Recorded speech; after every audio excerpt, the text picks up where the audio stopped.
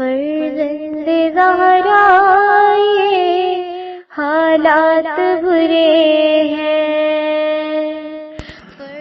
کاشانۂ بصیرت ایک ایسا مکمل یوٹیوب چینل جس پر محروم بصارت کے لیے بالخصوص اور تمام افراد کے لیے بالعموم سینکڑوں کی تعداد میں اسلامی کتب دستیاب ہیں۔ لہذا گزارش ہے کہ آپ اپنی ذمہ داری نبھاتے ہوئے کاشانۂ بصیرت کو سبسکرائب کرنے کے ساتھ ساتھ بیل آئیکن کو پریس کیجیے تاکہ آپ علم کے حصول کے ساتھ ساتھ مذہب اہل بیت کی اشاعت میں بھی اہم کردار ادا کرتے رہیں۔ کاشانۂ بصیرت، کاشانۂ بصیرت، کاشانۂ بصیرت۔ فرزند زہرا یہ حالات برے ہیں۔ السلام علیکم ورحمۃ اللہ وبرکاتہ۔ سامعین، آپ سماعت فرما رہے ہیں شرح زیارت امین اللہ، تالیف مولانا سید علی افضل زیدی قمی۔ آج ہم آپ کے سامنے اس کی 8ویں ریکارڈنگ پیش کر رہے ہیں صفحہ نمبر 175 سے۔ دوسروں کی دعا ہمارے حق میں۔ حافظ بن عمر کہتے ہیں، میرے مالی حالات کچھ اچھے نہیں تھے اور میں کافی محتاج اور فقیر ہو گیا تھا۔ مدینے میں امام صادق علیہ السلام کی خدمت میں پہنچا اور اپنے فقر کی شکایت کی۔ آپ علیہ السلام نے فرمایا کہ جب تم کوفہ واپس پلٹ کر جاؤ تو وہ تکیہ جو تمہارے گھر میں ہے اس کو 10 درہم میں فروخت کر دو اور اپنے بھائیوں کو مہمانی پر اپنے گھر بلاؤ اور ان سے کہو وہ تمہارے حق میں دعا کریں۔ حافظ بن عمر کہتے ہیں، جب میں واپس اپنے گھر پلٹا اور جیسا امام علیہ السلام نے فرمایا تو ویسے ہی کیا۔ تکیے کو فروخت کیا، کھانا تیار کیا، اپنے دوستوں کو دعوت پر بلایا اور ان سے چاہا کہ میرے لیے دعا کریں۔ خدا کی قسم کچھ ہی وقت گزرا تھا تو ایک شخص جس کو میں نے قرض دیا ہوا تھا وہ آیا، مجھے میرا قرض جو دے نہیں رہا تھا مجھے واپس کر کے چلا گیا۔ اس وقت سے لے کر ایسا لگتا ہے دنیا نے میری طرف رخ کر لیا ہے اور میرے کام آسان ہو گئے ہیں۔ اور اپنے خالص اور برگزیدہ اولیاء کا محبت کرنے والا بنا دے اور اپنے آسمان اور زمین میں محبوب کر دے۔ برگزیدہ محبت، الفت، دوستی، پیار اور بھائی چارے کو کہتے ہیں، اور صفت آلودگی سے پاک ہونا خالص ہونے کے معنی میں ہے۔ اور برگزیدہ مادہ صف قرآن میں بھی کئی جگہ استعمال ہوا ہے۔ بے شک سورہ بقرہ کی آیت نمبر 158 میں ہے کہ بے شک صفا اور مروہ دونوں پہاڑیاں اللہ کی نشانیوں میں سے ہیں، یعنی صفا اور مروہ شاعر اللہ ہیں کہ ان سے خدا کی یاد آتی ہے اور انسان اس کے لطف و کرم کی طرف متوجہ ہوتا ہے۔ سورہ بقرہ کی آیت نمبر 132 میں ارشاد باری تعالیٰ ہے، اللہ نے تمہارے لیے دین کو منتخب کر دیا ہے، اس وقت تک دنیا سے نہ جانا جب تک واقعی مسلمان نہ ہو جاؤ۔ دین خدا برگزیدہ اور انتخاب شدہ پروردگار عالم ہے۔ دوسری جگہ ارشاد باری تعالیٰ ہوتا ہے سورہ آل عمران کی آیت نمبر 19 میں، دین خدا کے نزدیک فقط اسلام ہے، اس دین کے رہنما بھی خدا کے برگزیدہ اور انتخاب شدہ ہیں۔ سورہ آل عمران کی آیت نمبر 33 میں ارشاد باری تعالیٰ ہے، اللہ نے آدم، نوح اور آل ابراہیم اور آل عمران کو منتخب کر لیا ہے۔ مامون رشید عباسی کے دربار میں امام علی رضا علیہ السلام نے امت اور اطرت کے 12 فرق بیان کیے اور آپ علیہ السلام نے اپنی اس گفتگو میں فرمایا، سورہ آل عمران کی آیت نمبر 33، یعنی اللہ نے آدم، نوح اور آل ابراہیم اور آل عمران کو منتخب کر لیا ہے۔ اس آیت سے آل کی فضیلت ثابت ہوتی ہے کیونکہ اطرت طاہرہ آل ابراہیم میں شامل ہیں۔ اس کی وجہ یہ ہے کہ رسول اکرم صلی اللہ علیہ وآلہ وسلم اپنے دادا حضرت ابراہیم علیہ السلام کی دعاؤں کا ثمر تھے، اور عامہ نے حضرت کا یہ فرمان نقل کیا ہے کہ میں اپنے والد ابراہیم کی دعا کا ثمر ہوں، لہٰذا رسول اکرم صلی اللہ علیہ وآلہ وسلم حضرت ابراہیم میں سے تھے۔ عبداللہ بن مسعود معروف صحابی کہتے ہیں کہ میں نے رسول خدا صلی اللہ علیہ وآلہ وسلم سے سنا کہ آپ نے فرمایا، میں اپنے والد ابراہیم کی دعا کا ثمر و پھل ہوں۔ ہم نے کہا، اے اللہ کے حبیب، کس طرح آپ حضرت ابراہیم کی دعا کا پھل ہیں؟ آپ نے فرمایا، جب اللہ تعالیٰ نے حضرت ابراہیم کی طرف یہ وحی کی کہ میں تم کو لوگوں کا امام بنا رہا ہوں، یعنی سورہ بقرہ کی آیت نمبر 124 کا ترجمہ ہے کہ میں تم کو لوگوں کا امام بنا رہا ہوں، تو جناب ابراہیم بہت خوشحال ہوئے اور خدا سے سوال کیا، کیا یہ عہدہ امامت میری ذریت کو بھی ملے گا؟ اللہ تعالیٰ نے جواب دیا کہ میرا عہدہ ظالموں تک نہیں پہنچے گا۔ حضرت ابراہیم علیہ السلام نے سوال کیا، میرے ذریت اور اولاد میں سے کون سے ہیں جو ظالم ہیں اور قابلیت عہدہ نہیں رکھتے ہیں؟ اللہ تعالیٰ نے جواب میں کہا، وہ لوگ ہیں جو میرے علاوہ بت اور صنم کی تعظیم اور اس کو سجدہ کرتے ہیں، ایسے افراد امامت اور میرے عہدے کی قابلیت نہیں رکھتے۔ حضرت ابراہیم علیہ السلام نے دعا کی۔ سورہ ابراہیم کی آیت نمبر 35 اور 36، مجھے اور میری اولاد کو بت پرستی سے بچائے رکھ، پروردگار ان بتوں نے بہت سے لوگوں کو گمراہ کر دیا ہے۔ ابراہیم کی دعا عرش الہی پر مستجاب ہوئی۔ بس میں اور میرا بھائی علی ابراہیم کی دعا کا شجر و ثمرہ ہے کہ ایک لمحے کے لیے بھی بت کو سجدہ نہیں کیا، اسی لیے اللہ نے مجھے نبی اور علی کو میرا وصی قرار دیا ہے۔ روایت کو ذکر کرنے سے پہلے مناسب جانا کہ اس بات کی وضاحت کرتے چلیں کہ مشاربہ ابراہیم کیا ہے۔ مشربہ یعنی باغ یا زمین کا وہ حصہ ہے جس میں ماریہ قبیطہ رہتی تھیں، اور وہاں پہ رسول کے فرزند جناب ابراہیم دنیا میں تشریف لائے تھے۔ رسول اکرم صلی اللہ علیہ وآلہ وسلم نے اپنی زوجہ ماریہ کو بعض وجوہات کی بنا پر اس باغ میں سکونت پذیر کیا جو مدینے کے اطراف میں ہی تھا۔ رسول اکرم صلی اللہ علیہ وآلہ وسلم اپنی زوجہ سے ملنے جایا کرتے تھے، اور جب ابراہیم اس دنیا میں آئے تو اس جگہ کا نام مشربہ ابراہیم سے مشہور ہو گیا۔ ابتدائی آیات سورہ تحریم کی اہل مطالعہ حضرات اگر پڑھیں گے تفسیر میں تو پتہ چل جائے گا کہ کس وجہ سے رسول اکرم صلی اللہ علیہ وآلہ وسلم نے ماریہ قبیطہ کو وہاں رکھا اور کیا وجوہات تھیں۔ مشربہ ابراہیم کا تذکرہ روایات میں بھی ملتا ہے کہ جیسا کہ روایت میں ہے کہ امام صادق علیہ السلام نے فرمایا، مشربہ ابراہیم مسکن رسول خدا صلی اللہ علیہ وآلہ وسلم اور ان کے نماز پڑھنے کی جگہ ہے۔ شیعہ کتب میں مشربہ ابراہیم کی زیارت اور نماز پڑھنے کی بھی وہاں تاکید کی گئی ہے۔ ہم کچھ روایات کا مطالعہ کرتے ہیں اور آپ کے سامنے پیش کرتے ہیں۔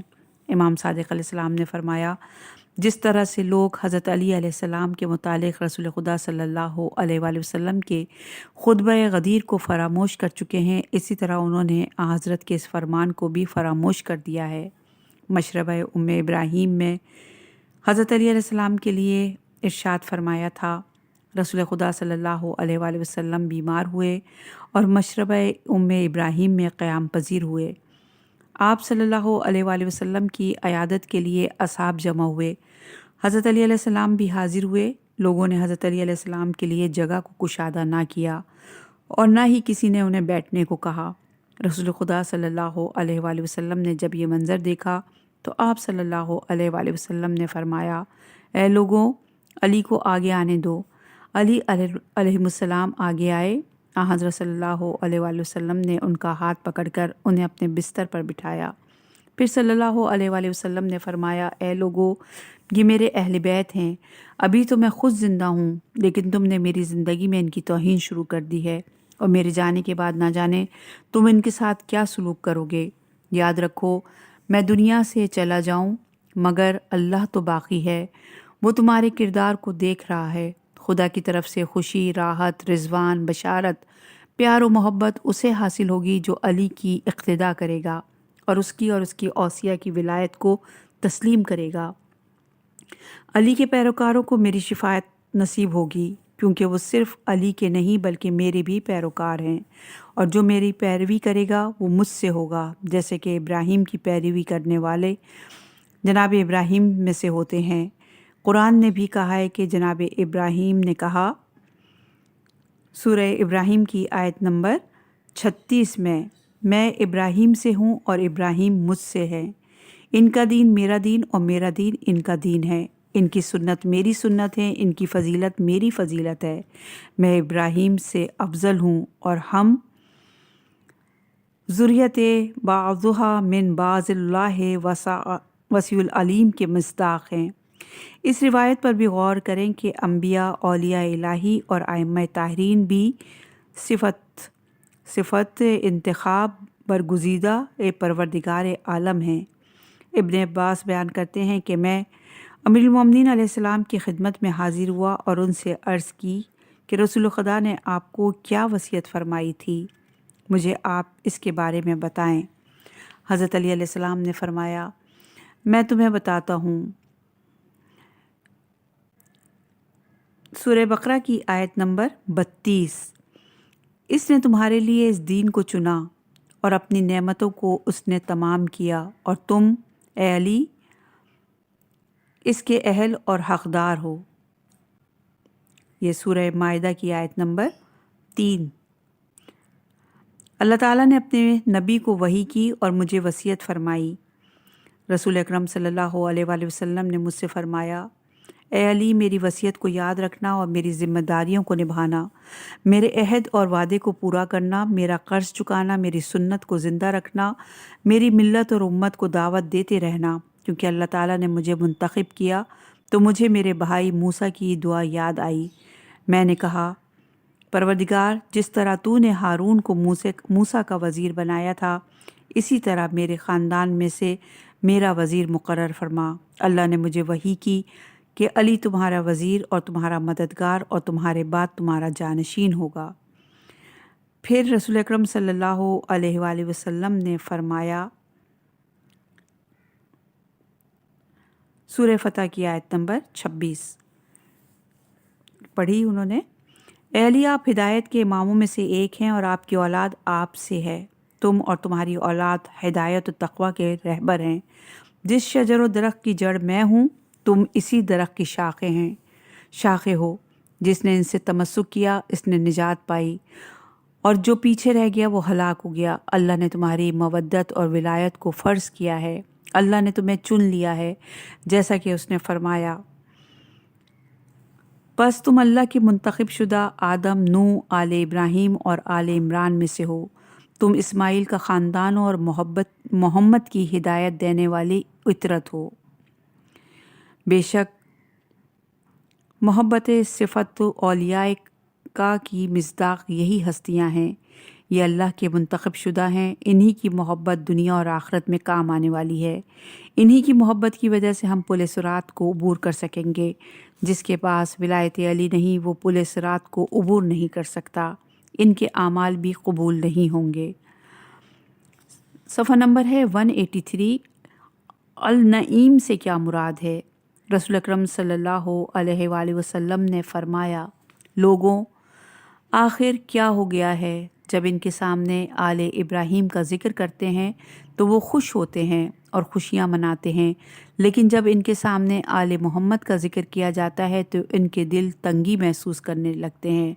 اس خدا کی قسم جس کی قبضہ قدرت میں مجھ محمد صلی اللہ علیہ وآلہ وسلم کی جان ہے، اگر کوئی شخص قیامت کے دن 70 انبیاء کے اعمال کے برابر بھی عمل لے کر خدا کی بارگاہ میں حاضر ہوگا تو جب تک میری اور میرے اہل بیت کی ولایت کا قائل نہیں ہوگا تب تک اللہ تعالیٰ اس کے اعمال کو قبول نہیں کرے گا۔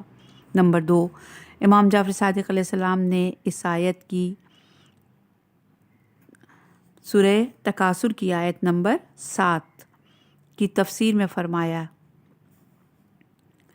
خدا کی قسم اس سے کھانا پینا مراد نہیں، اس سے ہم اہل بیت کی ولایت مراد ہے۔ راوی کہتا ہے، میں نے امام صادق علیہ السلام سے اس کی تفسیر کے بارے میں سوال کیا تو آپ نے فرمایا، نعیم خدا کی وہ نعمت ہے جو تم کو ہماری ولایت اور محمد اور آل محمد کی صورت میں نصیب ہوئی ہے۔ ابراہیم بن العباس ثوابی کا بیان ہے کہ ایک دن ہم حضرت امام علی رضا علیہ السلام کی خدمت میں بیٹھے ہوئے تھے کہ آپ نے فرمایا، اس دنیا میں کوئی حقیقی نعمت نہیں ہے۔ وہاں پر موجود بعض فقہا نے اس آیت کی تلاوت کی اور کہا کہ اس دنیا میں ٹھنڈا پانی نعمت نہیں ہے۔ ایک اور شخص نے کہا، اچھا طعام بھی تو اللہ کی نعمت ہے۔ وہاں پر موجود کچھ افراد نے کہا، سکون کی نیند بھی تو نعمت ہے۔ امام علی رضا علیہ السلام نے جب لوگوں کی یہ باتیں سنی تو آپ نے بلند آواز سے فرمایا، تم لوگوں نے نعیم کی عجیب تفسیر بیان کی۔ کوئی کہتا ہے ٹھنڈا پانی، کوئی کہتا ہے لذیذ کھانا، کسی کی نظر میں سکون کی نیند نعمت ہے۔ ایک مرتبہ ہمارے جد امجد امام صادق علیہ السلام کے سامنے بھی اس آیت کے ضمن میں یہ اقوال پیش کیے گئے تھے۔ آپ علیہ السلام نے یہ تعویلات یعنی ٹھنڈا پانی، لذیذ کھانا، سکون کی نیند سن کر ناراض ہوئے اور فرمایا، اللہ تعالیٰ کی شان اس سے کہیں بلند و بالا ہے کہ اپنے بندوں کو روٹی پانی دے کر پھر سے اس کا حساب کرنے لگ جائے، اور اگر کوئی شخص اپنے مہمان کو کھانا کھلانے کے بعد سے روٹی پانی کا حساب کرنے لگے تو ایسا میزبان بھی انتہائی بخیل شمار کیا جاتا ہے۔ جب ایک انسان اس طرح کی حرکت پر آمادہ نہیں تو رب کائنات یہ کام کیسے کرے گا؟ یہ کیسے کر سکتا ہے؟ نعیم ہم آل محمد کی محبت اور ولایت کا نام ہے۔ اللہ تعالیٰ قیامت کے دن توحید و نبوت کے عقیدے کے بعد ہماری ولایت کے متعلق لوگوں سے سوال کرے گا۔ اگر بندے کی طرف سے اس کا جواب مثبت ہوگا تو اللہ تعالیٰ اسے جنت نعیم میں جگہ دے گا، جو کہ ہمیشہ رہنے والی جنت ہے۔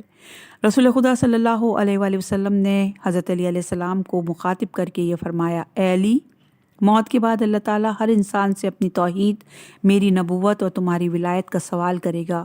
جو ان عقائد کا اقرار کرے گا تو پروردگار عالم اسے ایسے باغ نعمت میں جگہ دے گا جو کہ زوال پذیر نہیں ہوگا۔ امام صادق علیہ السلام نے ابو حنیفہ سے فرمایا کہ یہ بتاؤ تمہاری نظر میں اس آیت میں نعیم سے کیا مراد ہے؟ اس نے کہا، پیٹ بھر کے کھانا کھانا اور ٹھنڈا پانی پینا۔ آپ نے فرمایا، اب اگر خدا تم سے ایک ایک پانی کی گھونٹ اور ایک ایک لقمے کے متعلق پوچھنا شروع کر دے تو تمہیں بڑی دیر تک حساب دینا پڑے گا۔ ابو حنیفہ نے کہا، آپ بتائیے نعیم سے کیا مراد ہے؟ آپ نے فرمایا، ہم اہل بیت خدا کی وہ نعمت ہے جو خدا نے اپنے بندوں پر کی ہے۔ ہماری وجہ سے وہ متحد ہوئے جبکہ اس سے قبل ان میں شدید اختلاف تھے، اور ہماری وجہ سے خدا نے ان کے دلوں میں ایک دوسرے کے لیے الفت پیدا کی اور انہیں ایک دوسرے کا بھائی بنا دیا جبکہ وہ ایک دوسرے کے دشمن تھے، اور ہماری وجہ سے خدا نے انہیں اسلام کی ہدایت کی، اور یہ وہ نعمت ہے جو ختم ہونے والی نہیں ہے۔ اللہ تعالیٰ لوگوں سے اپنی اس عظیم نعمت کے متعلق یقیناً سوال کرے گا، اور خدا کی عظیم نعمت رسول اکرم صلی اللہ علیہ وآلہ وسلم اور ان کی اطرت ہے۔ ہموئنی ابو سعید سے نقل کرتے ہیں، سورہ صافات کی آیت نمبر 24، انہیں روکو، ابھی ان سے سوال کیا جائے گا کے بارے میں۔ حضرت محمد صلی اللہ علیہ وآلہ وسلم نے فرمایا، ان سے علی کی ولایت کے بارے میں سوال کیا جائے گا۔ ہمونی آگے لکھتا ہے کہ مقصد یہ ہے کہ لوگوں سے یہ پوچھا جائے گا کہ انہوں نے حضرت علی علیہ السلام کی ولایت کا حق ادا کیا تھا جیسا کہ رسول خدا صلی اللہ علیہ وآلہ وسلم نے انہیں وصیت کی تھی۔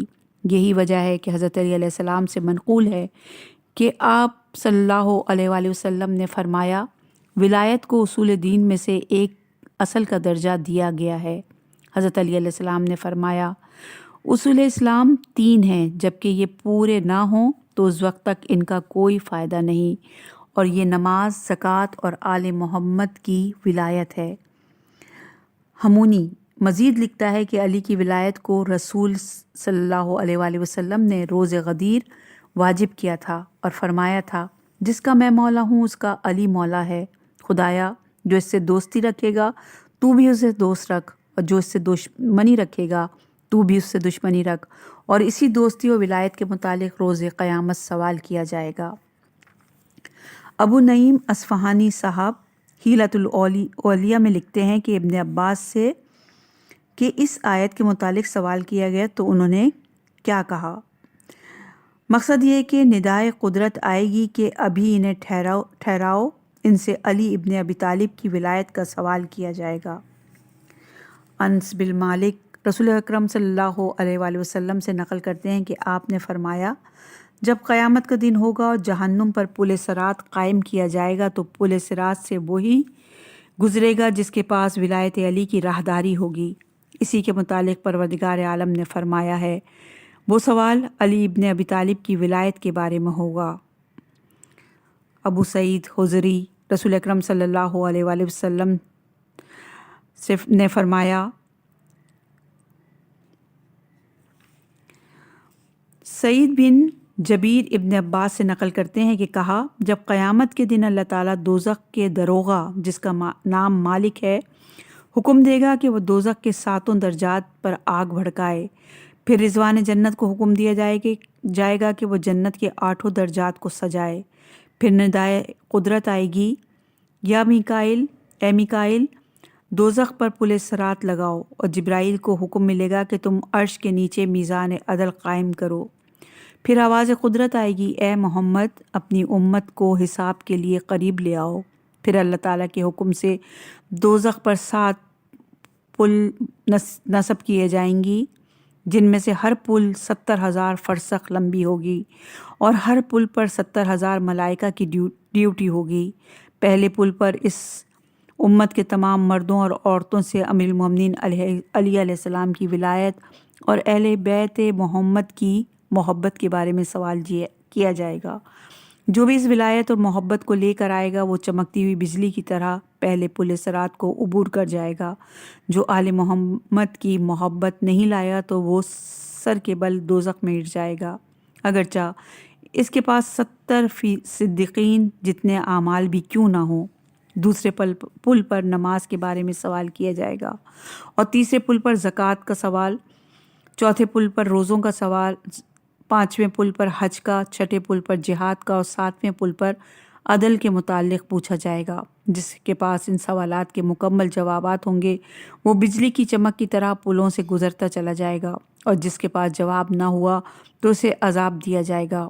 اور اللہ تعالیٰ نے قرآن مجید میں فرمایا ہے، اے ملائکہ بندوں کو روکو، پہلے ہی پل پر ان سے ولایت علی اور اہل بیت کی محبت کے بارے میں سوال کیا جائے گا۔ صفحہ نمبر ہے 191۔ محبت علی علیہ السلام پل صراط سے نجات کا ذریعہ۔ قیامت کے روز پل صراط سے گزرنا ایک انتہائی اہم اور مشکل مرحلہ ہے۔ جس نے اس دنیا میں پل صراط کو عبور کرنے کے لیے کچھ تیار کیا ہوگا تو وہ تیز بجلی کی سی چمک کے ساتھ پل صراط کو عبور کر جائے گا، اور جس نے تیاری نہیں کی وہ اوندھے منہ جہنم میں دھکیل دیا جائے گا۔ یقیناً جس نے پہلی صراط کو پار کر لیا باقی پلوں کو پار کرنا کوئی مشکل مرحلہ نہیں ہے۔ اس لیے ہم یہاں پر چند ایک روایات کو ذکر کر رہے ہیں تاکہ ہمیں اس دنیا سے راہداری اور اجازت نامہ اور پاسپورٹ لے کر جائیں، تاکہ ہمیں جنت و جہنم کے بارڈر پر کوئی مشکل نہ ہو۔ کچھ روایات کا مطالعہ کیا ہم نے اور ہم آپ کے سامنے اسے بیان کر رہے ہیں۔ اپنے ایمان کو تازہ کریں اور محبت صفت الاولیاء کی محبت کو دلوں میں محکم اور مستحکم کیجیے۔ نمبر 1، رسول خدا صلی اللہ علیہ وآلہ وسلم نے فرمایا، ہر چیز کے لیے جواز یعنی اجازت نامہ راہداری ہوتا ہے، اور پل صراط کا جواز علی ابن ابی طالب کی محبت ہے۔ نمبر 2، محمد بن خبران بیان کرتے ہیں کہ ہم نے امام جعفر صادق علیہ السلام سے قرآن کی اس آیت سورہ قاف کی آیت نمبر 24، تم دونوں ہر ناشکرے اور سرکش منکر کو دوزخ میں ڈال دو۔ آپ نے فرمایا کہ جب قیامت کا دن ہوگا تو محمد اور علی پل صراط پر کھڑے ہوں گے، پل صراط سے کوئی عبور نہیں کر سکے گا مگر جس کے پاس اجازت نامہ ہوگا۔ اس میں راوی نے عرض کیا، اجازت نامہ کیا ہے؟ آپ نے فرمایا، راہداری اور اجازت نامہ علی ابن ابی طالب اور ان کی نسل کے ائمہ کی ولایت ہے۔ منادی ندا دے گا، اے محمد، اے علی، تم دونوں ہر کفار جو تیری نبوت کا منکر ہے اور ہر عنید جو علی اور اولاد علی کا منکر ہے دوزخ میں ڈال دو۔ نمبر 3، راوی جابر بن عبداللہ انصاری کہتے ہیں میں نے امام محمد باقر علیہ السلام سے عرض کیا پولیس راز سے کوئی ایک عبور نہیں کر سکتا مگر وہ شخص جس کے پاس راہداری اور اجازت نامہ علی ابن ابی طالب کا ہوگا۔ اس حدیث کا مطلب کیا ہے؟ آپ نے فرمایا جس کے نامہ اعمال میں علی اور ان کے 2 فرزند کی محبت موجود ہوگی وہ پولیس راز سے گزر جائے گا، اور جو علی کا دشمن اور مخالف ہوگا وہ دوزخ میں گر جائے گا۔ نمبر 4 ابن عباس بیان کرتے ہیں کہ رسول خدا صلی اللہ علیہ وآلہ وسلم نے فرمایا جب قیامت کا دن ہوگا تو اللہ تعالیٰ جبرائیل امین کو حکم دے گا کہ وہ جنت کے دروازے پر بیٹھ جائیں۔ جنت میں بس وہی داخل ہوگا جس کے پاس علی کی راہداری ہوگی۔ نمبر 5 امام محمد باقر علیہ السلام اپنے آبا و اجداد سے رسول خدا صلی اللہ علیہ وسلم نے فرمایا اے علی اس وقت تمہاری کیا کیفیت ہوگی جب تم دوزخ کے کنارے کھڑے ہوگے اور صراط بچ چکی ہوگی اور لوگوں سے کہا جائے گا کہ اس سے گزرو۔ اس وقت تم دوزخ سے کہو گے کہ یہ میرا ہے اسے چھوڑ دو، اور یہ تیرا ہے اسے پکڑ لو۔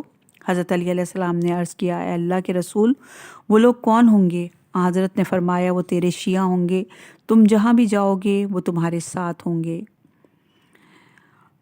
صفحہ نمبر ہے 195 اہل بیت علیہم السلام کی محبت کا سوال۔ آخر میں فقط 2 روایتوں کو ذکر کر رہے ہیں کہ قیامت میں محبت اہل بیت علیہم السلام کے متعلق پوچھا جائے گا۔ نمبر 1 رسول خدا صلی اللہ علیہ وآلہ وسلم نے فرمایا قیامت کے روز کوئی بندہ اس وقت تک قدم نہ اٹھا سکے گا جب تک اس سے 4 چیزوں کا سوال نہ کیا جائے گا۔ نمبر 1 عمر کے متعلق پوچھا جائے گا کہ اسے کس چیز میں فنا کیا تھا۔ نمبر 2 جوانی کے متعلق پوچھا جائے گا کہ اسے کیسے گزاری۔ نمبر 3 دولت کے متعلق پوچھا جائے گا کہ کہاں سے کمائی تھی اور کہاں خرچ کی۔ نمبر 4 ہم اہل بیت علیہم السلام کی محبت کے متعلق پوچھا جائے گا۔ ابو برزہ کہتے ہیں کہ ایک روز ہم حضور اکرم صلی اللہ علیہ وآلہ وسلم کی خدمت میں بیٹھے ہوئے تھے تو آپ نے ارشاد فرمایا اس ذات کی قسم جس کے قبضہ قدرت میں میری جان ہے قیامت کے دن بند کے قدم اس وقت تک ہل نہ سکیں گے جب تک ان سے 4 سوال نہ کیے جائیں گے۔ نمبر 1 عمر کے متعلق سوال کیا جائے گا کہ اسے کہاں بسر کی۔ نمبر 2 جسم کو کن باتوں پر برباد کیا۔ نمبر 3 دولت کہاں سے حاصل کی اور کہاں خرچ کی۔ نمبر 4 ہم سے اہل بیت علیہم السلام کی محبت کے متعلق پوچھا جائے گا۔ وہاں پر خلیفہ ثانی بیٹھے ہوئے تھے، انہوں نے عرض کی اے رسول خدا آپ کے بعد آپ کے اہل بیت کی محبت کی کیا نشانی اور پہچان ہے؟ رسول خدا صلی اللہ علیہ وآلہ وسلم نے ساتھ بیٹھے ہوئے علی کے سر پر ہاتھ رکھ کر فرمایا میرے بعد اس کی محبت میری محبت ہے، یہی پہچان و نشانی ہے۔ محبت علی علیہ السلام اور بینائی کا لوٹ آنا۔ صفحہ نمبر ہے 196 سید رضی نے فی المناقب الفاخرہ میں اپنی اسناد کے ساتھ سلمان امش سے روایت کی ہے کہ اس نے کہا میں حج کے قصد سے مکہ جا رہا تھا، راستے میں جب میں قادسیہ سے گزرا تو میں نے راستے کے کنارے ایک نابینا خاتون کو دیکھا جو زور زور سے یہ الفاظ کہہ رہی تھی اے سورج کو پلٹانے والے علی ابن ابی طالب مجھے میری بینائی لوٹا دیں۔ مجھے اس کی حالت پر ترس آیا، میں نے اپنی آستین سے 7 دینار نکال کر اس کی دامن میں ڈالے اور میں نے اس سے کہا کنیز خدا اس سے اپنی ضروریات پوری کر لو۔ خاتون نے مجھ سے کہا اللہ تجھ پر رحم کرے، تو کون ہے؟ میں نے کہا اے بی بی میں حج کے لیے جا رہا ہوں اور مسافر ہوں۔ خاتون نے کہا بھائی آپ یہ رقم اپنے پاس رکھیں کیونکہ تم مسافر ہو اور دور جا رہے ہو، اللہ تعالیٰ میری یہاں مدد کرے گا۔ میں نے کہا اے بی بی آپ یہ رقم اپنے پاس رکھو، میرے پاس زاد راہ کی کوئی کمی نہیں۔ خاتون نے کہا اللہ تمہاری زاد راہ میں برکت ڈالے اور تمہیں جزائے خیر دے، میں یہ رقم ہرگز نہیں لوں گی۔ چنانچہ مجبور ہو کے میں نے اپنی رقم اٹھا لی اور حج پر چلا گیا اور فریضہ حج ادا کیا، اور حج کی ادائیگی کے بعد جب میں دوبارہ قادسیہ سے گزرا تو مجھے نابینا خاتون کا خیال آیا۔ میں اس کی سابقہ جگہ پر گیا، وہاں جا کر میں نے دیکھا وہ خاتون کچھ اور عورتوں کے ساتھ بیٹھی تھی اور اس کی بینائی لوٹ آئی تھی۔ میں نے اس پر سلام کیا، اس نے مجھے سلام کا جواب دیا۔ میں نے اس سے کہا علی بن ابی طالب کی محبت سے تجھے کیا ملا؟ اس خاتون نے کہا خدا تیرا اجر تباہ کرے، تیرا اس بات سے کیا واسطہ ہے؟ میں نے کہا کیا تو مجھے جانتی ہے؟ اس خاتون نے نفی میں جواب دیا۔ میں نے کہا میں وہی شخص ہوں جس نے تجھے 7 دینار دیے تھے لیکن تو نے لینے سے انکار کر دیا تھا۔ جب اس خاتون نے مجھے پہچان لیا تو اس نے کہا میں تجھے خوش آمدید کہتی ہوں، اللہ تعالیٰ تیرا حج قبول فرمائے اور تجھے جزائے خیر عطا کرے۔ بیٹھو میں تجھے اپنی داستان اور قصہ سناتی ہوں۔